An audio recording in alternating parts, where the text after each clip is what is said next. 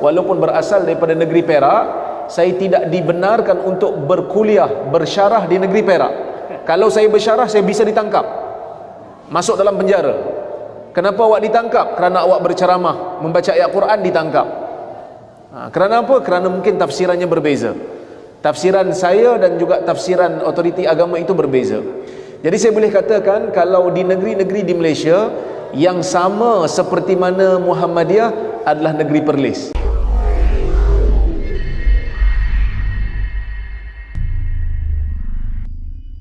Terima kasih Ibu kerana bertanya. Pertama sekali berkenaan dengan perkembangan Islam di Malaysia. Alhamdulillah baik, pendakwah Islam itu pun ramai. Cuma cabaran itu tetap ada, iaitu seperti mana yang Ustaz sebut tentang LGBT juga ada di Malaysia. Kemudian berkenaan dengan liberalisme itu juga ada di Malaysia. Dan kita ada golongan yang anti hadis juga ada di Malaysia. Jadi sebahagian daripada pendakwah-pendakwah di Malaysia itu bimbang dengan perkembangan yang berlaku. Tetapi bagi saya, Allah Azza wa Jalla ini menjaga agamanya. Begitu banyak cabaran dan cubaan yang berlaku ke atas agama, begitu kuat kita akan berpegang kepada agama. Saya mengira mungkin di sini ramai jemaahnya berkecenderungan Muhammadiyah, mungkin di sini, di Jogja ini, betul mungkin sekitar 40% ataupun lebih. 40% daripada penduduk Muhammadiyah ataupun mungkin lebih. Dan Kiai Ahmad Dahlan itu mempunyai satu jasa yang sangat besar kepada Muhammadiyah, dengan adanya rumah sakit, dengan adanya kampus yang universiti yang banyak, sekolah-sekolah juga banyak. Saya mengira kalau tidak kerana langgarnya itu dibakar, mungkin semangatnya itu ataupun mungkin perkembangan Muhammadiyah itu tidak sebesar sekarang. Kerana Islam itu tabiatnya apabila ditekan ia makin kuat. Jadi perkembangan dakwah di Malaysia itu baik, pendakwah ini tu ramai, bahkan ada rancangan televisyen lagi untuk melatih penceramah, melatih pengkuliah, ataupun di sini dipanggil kajian di masjid dan surau itu sudah ada di televisyen kan, untuk memperkenalkan pendakwah. Program-program pun banyak, tetapi cabaran itu juga banyak. Itu yang pertama. Yang kedua berkenaan dengan organisasi seperti Muhammadiyah di Malaysia. Sebenarnya di Malaysia ini ada dua. Satu yang dipanggil sebagai NGO, Non-Government Organisation. Dalam bahasa Indonesia kita panggil ormas lah, organisasi masyarakat. Begitu banyak, semuanya digabungkan di bawah Gabungan Ahli Sunnah Malaysia. Walaupun begitu, bilangan orang yang berkecenderungan Muhammadiyah di Malaysia itu kita tidak buat bancian lah, cuma berkembang. Tetapi dari sudut otoriti agama, kerana Malaysia ini berbeza daripada Indonesia. Kerana di Indonesia itu isu-isu agama ataupun urusan-urusan agama lebih bebas diuruskan oleh masyarakat. Contohnya macam masjid tidak dikawal oleh kerajaan, tidak dikawal, lebih dikawal oleh masyarakat. Tetapi di Malaysia itu urusan agama, masjid, nikah kahwin, zakat, fitrah, semuanya itu diuruskan oleh kerajaan negeri, kerajaan provinsi. Di Malaysia itu federalisme, ada kerajaan pusat, ada kerajaan negeri. Kerajaan pusat menjaga tentera, menjaga keselamatan, menjaga pendidikan, menjaga keuangan negara. Kerajaan provinsi menjaga urusan air, urusan tanah dan urusan agama. Jadi urusan agama dijaga di bawah kerajaan. Jadi sebab itu saya, walaupun berasal daripada negeri Perak, saya tidak dibenarkan untuk berkuliah, bersyarah di negeri Perak.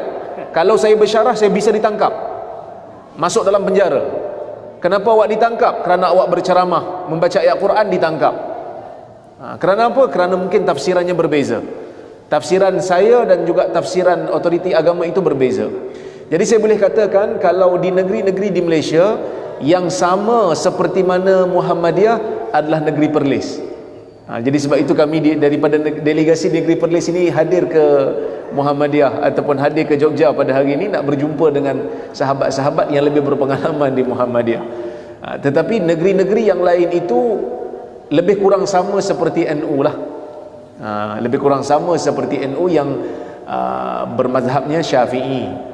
Berbeza dengan kita, kita tidak memusuhi mereka, tetapi mungkin di atas maslahah mereka tidak membenarkan saya untuk berkuliah, mungkin pada mereka.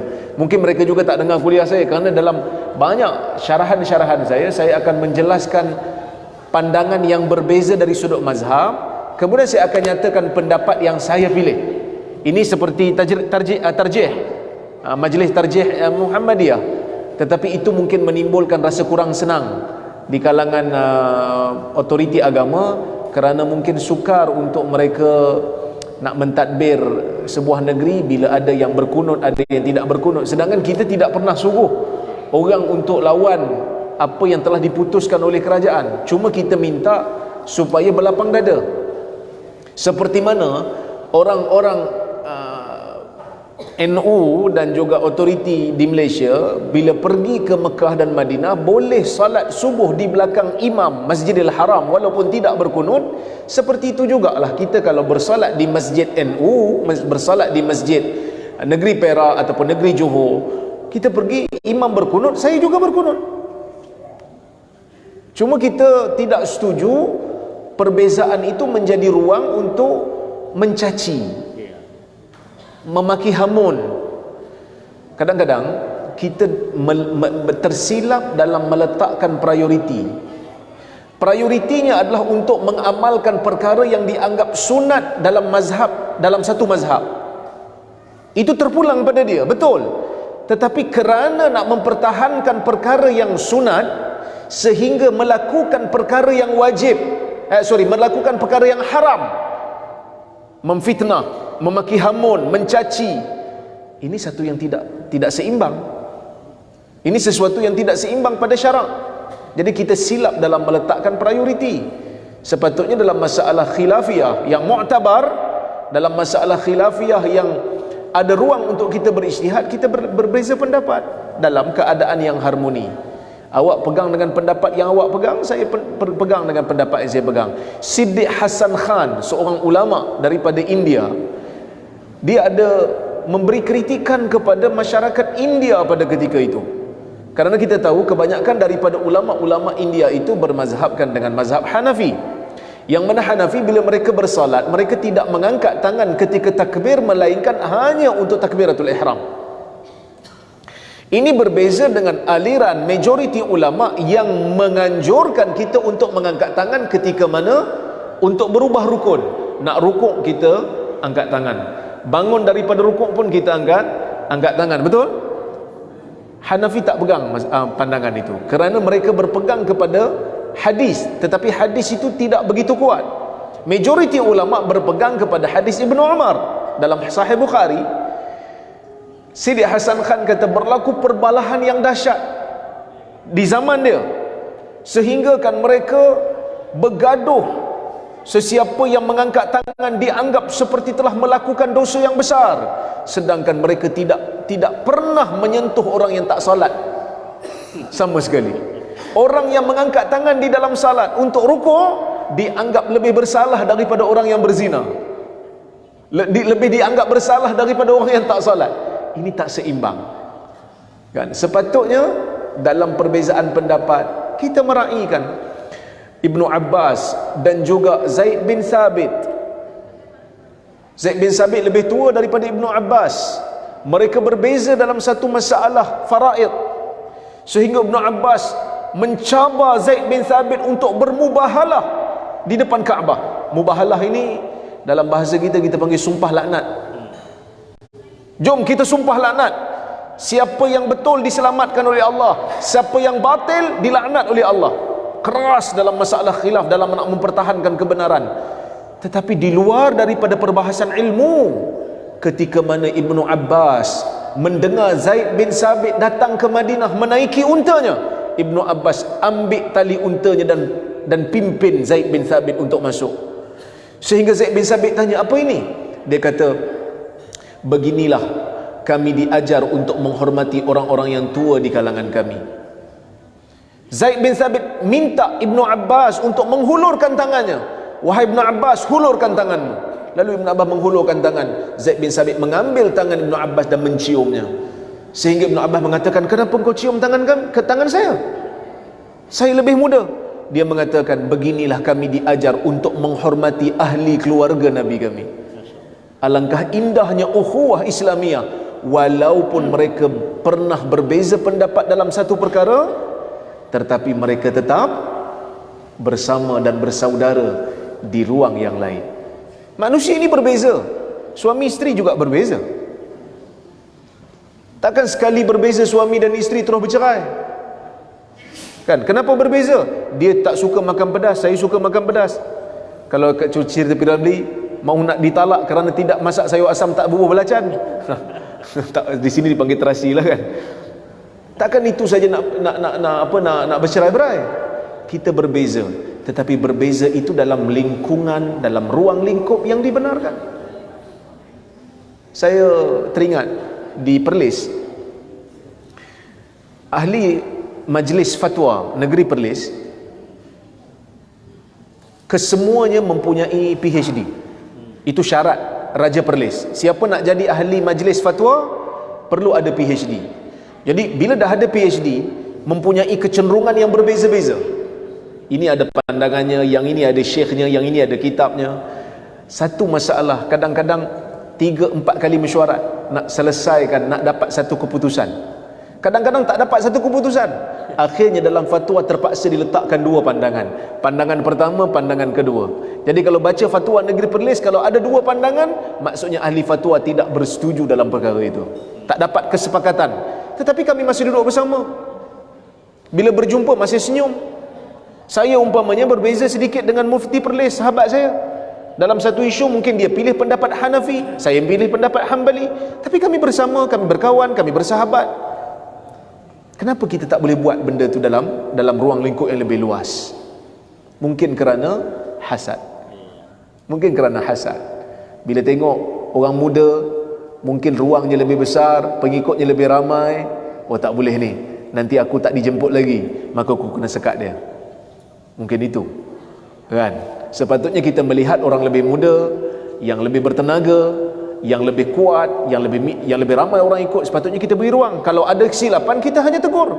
Yang ini jangan disebut, yang ini kalau boleh seimbangkan. Beri teguran, bagi nasihat. Tapi ini tidak berlaku. Yang diberi surat halangan untuk berkuliah, tak boleh kuliah. Jadi ini menyedihkan. Tapi saya akur, saya tidak lawan otoriti, kerana saya dah dapat surat. Saya dah dapat surat. Surat itu melarang saya untuk berceramah. Kalau Tuhan tanya, Rozaimi, kenapa kamu tidak berceramah? Saya kata, wahai Tuhan, ada surat menghalang saya. Kerana ini juga yang pernah berlaku kepada Al-Imamul Bukhari. Imam Bukhari, ibu-ibu dan bapa-bapa biasa dengar nama Imam Bukhari? Biasa dengar. Imam Bukhari sewaktu hidup, dia juga dihalang daripada berkuliah. Saya bukan nak kata saya seperti Imam Bukhari, tapi saya nak bagi tahu pada ibu-ibu dan bapa-bapa, kalau Imam Bukhari yang sehebat itu juga dihalang, apatah lagi Rozaimi. Rozaimi lebih bawah daripada Imam Bukhari beribu kali ganda. Imam Bukhari itu lebih dahsyat. Dia juga hidup dalam buangan, difitnah, ditohmah, dicaci, dihalang, sehingga dia mati dalam buangan. Kitabnya tidak diangkat sewaktu dia hidup, kitabnya diangkat sewaktu dia mati. Setelah dia mati, barulah kitabnya diangkat menjadi kitab yang paling utuh, yang paling hebat setelah Al-Quran, selepas daripada Al-Quran. Jadi bagi saya, cabaran hidup ini perkara yang biasa. Kalau kita dihina, dimaki, dicaci, disekat, itu merupakan sebab bercanggah dengan apa yang dia Hamka datang ke Malaysia, dihalang dan disekat untuk berceramah. Hamka Muhammadiyah juga, kan? Hamka dituduh sebagai tokoh golongan muda yang sesat oleh sebahagian daripada otoriti agama di Nusantara pada ketika itu, di Malaysia pada ketika itu. Dihalang, tak boleh, sehingga dia menulis satu buku khas, teguran suci dan jujur kepada Mufti Johor. memberikan teguran. Hamka waktu dia hidup tidak diberi ruang yang luas, melainkan hanya di negeri Perlis. Tetapi hari ini setelah Hamka meninggal dunia, orang membicarakan tentang pemikiran Hamka. Orang yang menyekat, menghalang, orang yang berkuasa waktu zaman Hamka hidup, pemikirannya tidak dibincang. Kerana tidak ada sumbangan yang signifikan orang lihat dari sudut perubahan kemajuan umat. Tetapi Hamka walaupun hidupnya diberikan sekatan sewaktu dia datang ke Malaysia, tetapi hari ini universiti-universiti di Malaysia membicarakan tentang pemikiran Hamka, menulis disertasi dan tesis membicarakan tentang sumbangan Hamka. Saya sendiri berkuliah, bersyarah setiap minggu pada malam Ahad malam melalui Zoom, membicarakan tentang tafsir Al-Azhar karya Buya Hamka. Begitulah manusia. Sebab tu kita jangan takut, jangan rasa lemah. Wala tahinu wala tahzanu wa antumul a'laun in kuntum mu'minin. Jangan rasa hina, jangan rasa sedih, kamu berada di tempat yang tertinggi dengan syarat kamu beriman. Mungkin tidak di waktu ini, tetapi mungkin selepas kita mati, insya-Allah orang mengambil manfaat atas apa yang kita sumbangkan. Wallahu a'lam. Terima kasih.